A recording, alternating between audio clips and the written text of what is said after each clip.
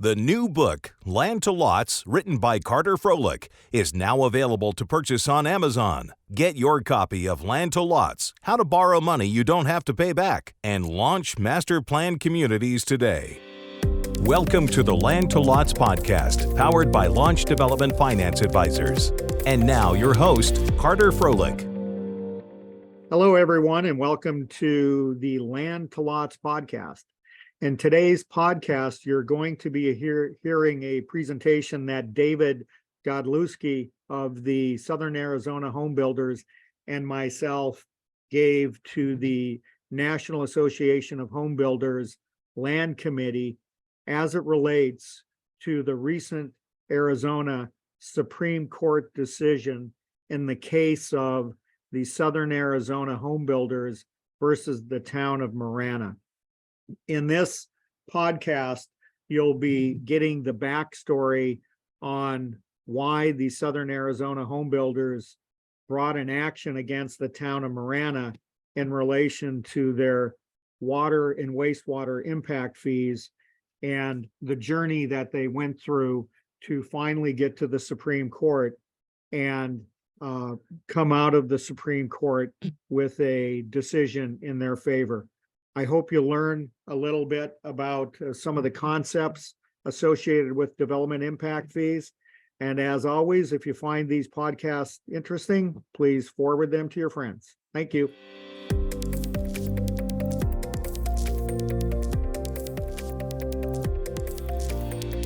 Well, hello, everyone. I'm David Godlewski. I'm the Executive Officer for the Southern Arizona Home Builders Association. Before we get going, I just want to, I think it's great. It's a great group of people. This committee does awesome work. I know oftentimes there's a lot of focus on the vertical side of our industry and what's happening in terms of regulation for construction activities. But it's really important not to lose sight of everything further upstream. Land development is so important. There's so many different regulations, so it's great to see members participating, other executive officers and other government affairs professionals. So I started at SABA in 2008. I was hired to do government affairs and political affairs for the association. Obviously, at that time, our industry was going through some substantial challenges. We lost a significant number of member companies, saw a significant drop in home building activity, like many of our fellow HBAs around the country during the Great Recession. I moved into the executive officer position in 2011, but still focus extensively on government affairs. We cover Pima, Cochise, and Santa Cruz County. Pima County is the area where the vast majority of the home building activity occurs in southern Arizona. One of the communities that actually happens to be, I think, probably best positioned for future home building activity and economic growth is the town of Marana. And so we're here to talk to you today, share with you our journey with them in regards to impact fees that the town had adopted. And oftentimes, certainly a very long journey, an arduous journey at times, but we got some very good news this January when the Arizona Supreme Court ruled in our favor, and think it was a very positive opinion. So looking forward to sharing some details about that opinion, but also some of the history about what we went through. I like to say that government affairs is a three-legged stool. You've got to find and support candidates to get elected to office. Then you've got to focus on good policy to help the industry. And when those elected officials aren't following the laws or following that policy, you can't be afraid of using litigation to hold them accountable. But as my fellow HBA employees know, it's often it's not a fun position when you've got to go to your board and try and tell them you need to take legal action. We've worked with Carter Froelich for, Carter, how long's it been? Probably 15 years or so. At least, have had a lot of wins, worked on impact fees in a lot of other areas, but certainly not to this extent. So thank you for your time today. Thanks, David. And a little background about me. Our firm, Launch and Development Finance Advisors, works exclusively with the private sector in matters of public finance. And I got my start in Southern California in the mid-'80s, worked for an accounting firm by the name of Kenneth Leventhal.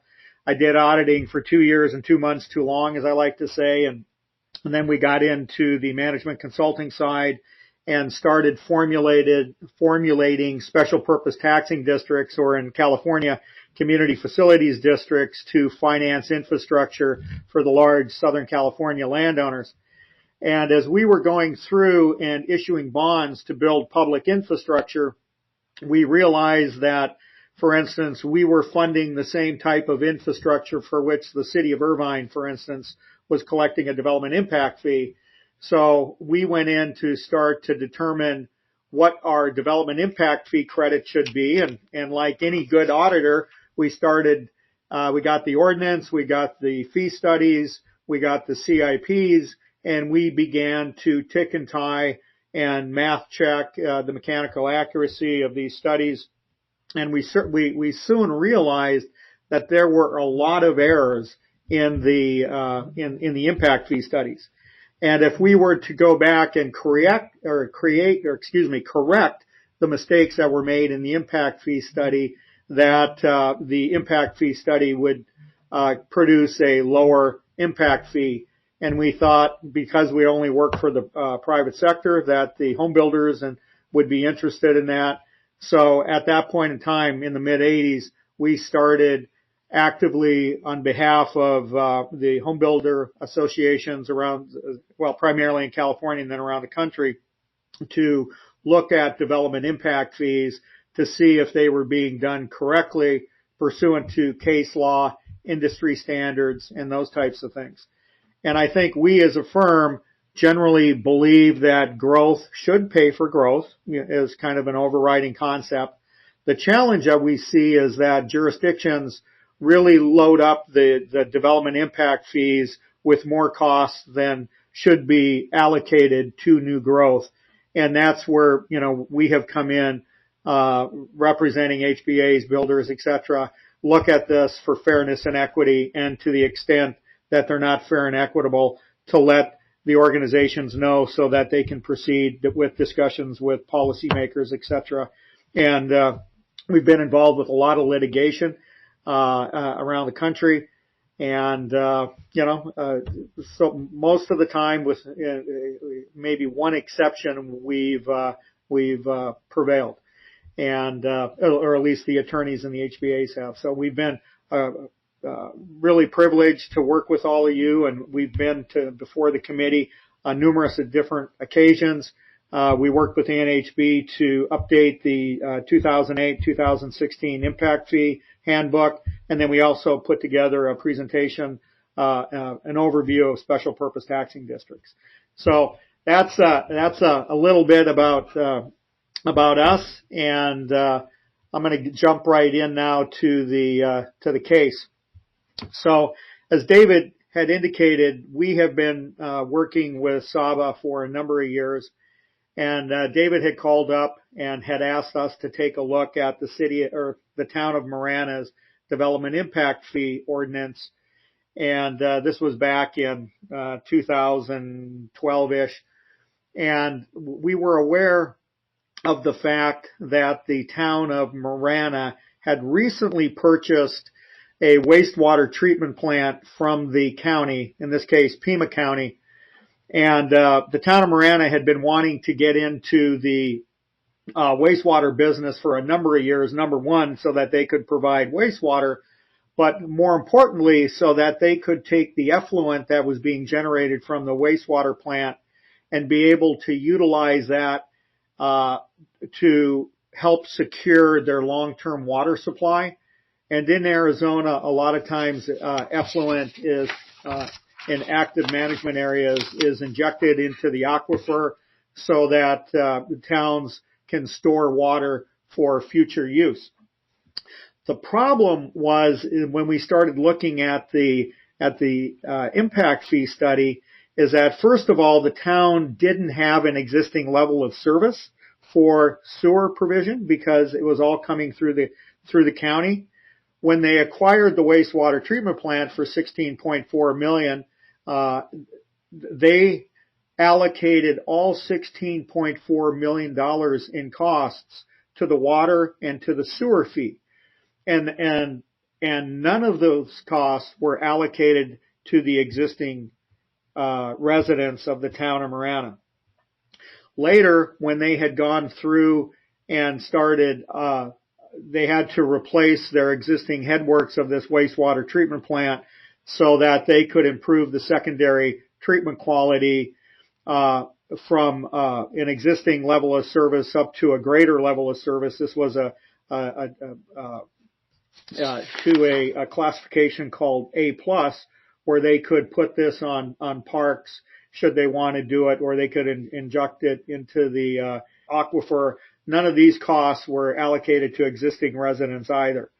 So, we had a number of different issues in the impact fee study that we presented to David, and David took that message and talked to the decision makers, to the town staff, related to the fact that, hey guys, meaning town of Marana, you are charging a fee for which you have no basis to charge because there's not an existing level of service. By the way, that plant that you just purchased has no capacity in it at all. Period. Nothing. There was no capacity for new growth. How can you be allocating those costs to future growth when there is no capacity in that plant? By the way, you've also taken the existing level of service, let's give you credit for that, and now you're increasing that level of service that all residents within the town are going to be able to utilize the benefit of. In fact, you as a town are going to be saving $385,000 a year because of this increase in the treatment quality of your effluent, and yet none of these costs are being borne by the existing residents. So at that point, Saba began the litigation process because the town was reluctant to change their impact fees. They started to collect the impact fees. In fact, they're still collecting the impact fees on some of these erroneous assumptions, at least in our opinion. And it went to court.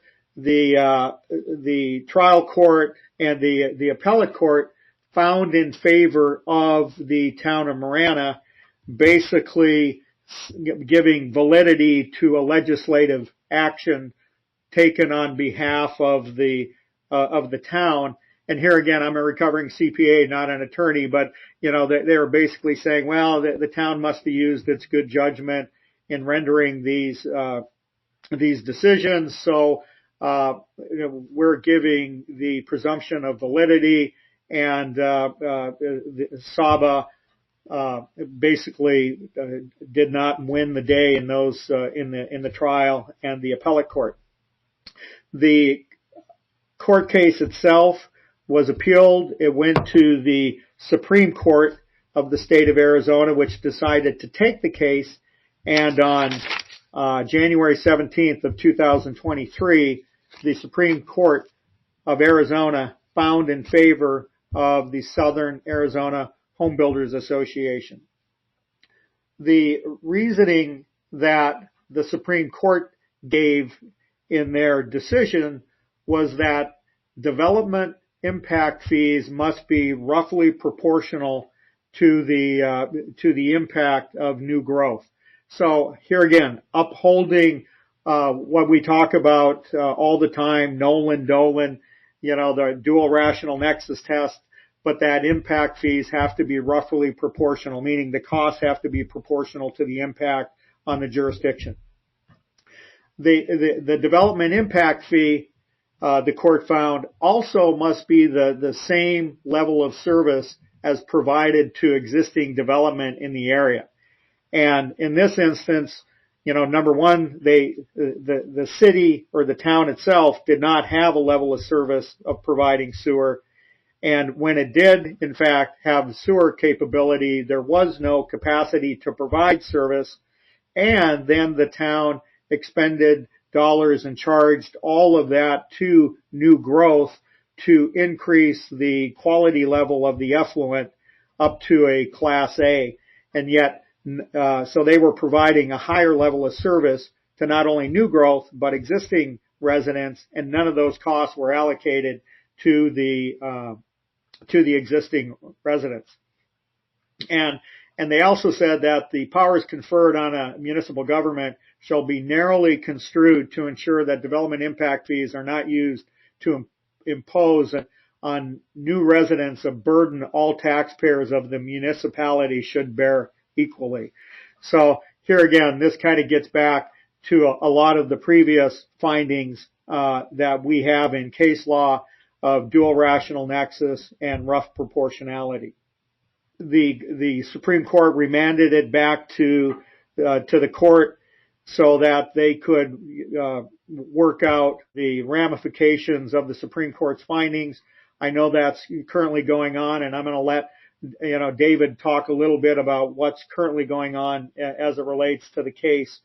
But one of the things that I would like to comment on, because these are things that we have been talking to BIAs around the country, and we practice in doing special districts for land developers from the Carolinas to California and up to Washington State.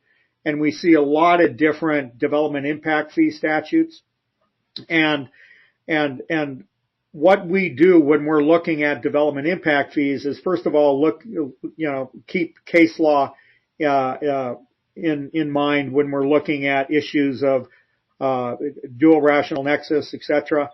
But also, what does the state enabling legislation require as it relates to the imposition of development impact fees? When you look at the state of California, AB 1600, it basically says, hey, cities, you can charge anything you want, and there doesn't really need to be any backup behind why you're charging it. It's very prohibitive, and it gets to be very costly, and that's why fees in California can run up to $125,000 a door, because there is really no guideline on how other than states case law and other legal cases. In Arizona, SABA and the Central Arizona Home Builders Association in 2011 went back and changed the Arizona statute related to how development impact fees could be charged. And the reason that the SABA went back to do this is because we have been talking with jurisdictions for many years saying, here are the shortfalls in your impact fee studies. And sometimes the jurisdictions would listen to us, sometimes they wouldn't, and sometimes they would just say, yep, this is what it's going to be, sue us. So the Home Builders Association got tired eventually of suing cities related to development impact fee issues. So in 2011, they went back and revamped the code and put very definitive requirements on how development impact fees are going to be calculated, requiring real cost estimates from real licensed engineers, determining real levels of service in specific service areas, laying out the public hearing criteria, determining how credits are going to be determined, and for other funds that these jurisdictions are collecting that are being used to fund capital improvements. But it was very, very definitive. And as a result of that, because of all the requirements that the cities and towns in the state of Arizona had to go through, a lot of the cities said, you know what, we're not going to go through this. This is too much work. And literally 50% of the jurisdictions within the state stopped doing impact fees. So as an observation to the group, to the extent that some of the organizations may want to consider strengthening their statutes, in the 2016 impact fee manual, we've put Arizona's statute as a reference, as a template, as something you may want to consider. I just call that to everybody's attention, should that be an opportunity for you. The other thing, and then I'm going to let David chime in, is that you have to pay attention to what's going on with these impact fees. And that could be somebody on the organization going in, looking to see if they appear fair and equitable, because we're seeing all over the country right now impact fees really starting to ratchet up. In fact, we're looking at the city of Denton, Texas is looking at increasing their impact fee for roads under 3 different options, and this will happen next week. In one instance, that their $2,000 fee per single-family resident could be increased to $20,000. So, I mean, that's a big increase. So I know you guys are on top of this to the extent that, we want to be a resource to the organization. If you have questions, call us. We're here to help. But David, I want to turn that over to you to see if you would like to add any more comments on where we're at right now with the case and what kind of dialogue you're having with the attorneys and with the town of Marana. Sure. Thank you, Carter. I think this is the classic example, and I'm sure you've experienced it in your communities, but where you've got a local government that thinks that they know what's in the best interest for your industry and your members. And the town was just so intent on being involved in the wastewater business and seeing the importance of water for future growth, that they didn't that they thought they could get away with what they did, which was in clear violation of the statute. And I think the Supreme Court opinion is clear in that regard. The court remanded the case back to the Superior Court, and so I do know that we've got a ways to go before there's any finality to that. I'd like to say I'm optimistic that will be soon and painless, but that doesn't seem to be the case. The town has been digging in their heels. They've asked for continuance on status conferences between the attorneys. They are pushing for the right to kind of go back to the drawing board to start and develop new infrastructure improvement plans and impact fee studies that support this. There was a meeting between the two parties' attorneys last Friday when the town was mentioning that this was, hey, just let us go back to the drawing board. We'll show you the math. We'll demonstrate how we should have been able to charge this all along. Secondhand, but it was reported to me that the judge said, that would be one heck of a trick if you were able to show that you've had the right to charge these fees all along. So we're still in the early process or early stages as it relates to the Superior Court. We have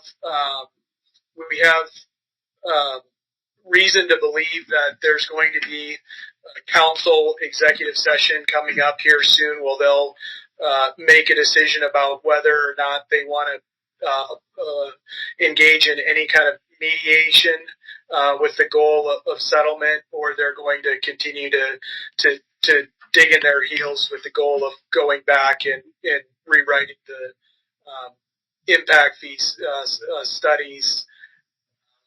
So right now we're just a bit of a wait and see approach. We do have some strategies that we're going to look into if they don't choose mediation, but that would be our goal, to mediate and get this thing settled. Well, thanks, Kerry. That was a lot of fun. And I hope you enjoyed the interview. And for those of you who are listening, if you would like to get a copy of the Land to Lots book, you can click on the show notes and the link will take you directly to Amazon. And make sure you share this with others that may benefit from it or others that may want to get their hands on the book. Thank you very much. You have been listening to the Land to Lots podcast with Carter Froelich. Follow us wherever you find your podcasts to never miss a new episode.